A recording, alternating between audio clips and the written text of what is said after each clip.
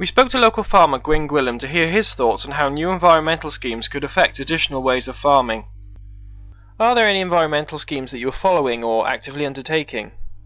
In Wales, as we're just over the English border now, in Wales they've scrapped all the old type schemes and they're bringing in a new glass steer scheme, which quite a number of farmers are quite hesitant of signing up to because the restrictions are so severe. You see, you have a hedgerow which needs 2 yards either side to be put as an habitat for wildlife, whereas in this area we're different to the fens in England or Norfolk, where you have massive fields. We have little tiny fields here where there's plenty of habitat without providing more. We have woodland, we have riverbanks, which is not in the English counties, but we have got, but we don't want to add more. Do you think there's a way that the new ideas about protecting the environment and the new schemes and things can coexist with traditional farming?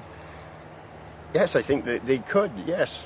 If you let the farmer farm in the way he wants to, not change the way which he's been used to and which has, over the centuries, provided the wildlife and scenery that we've got.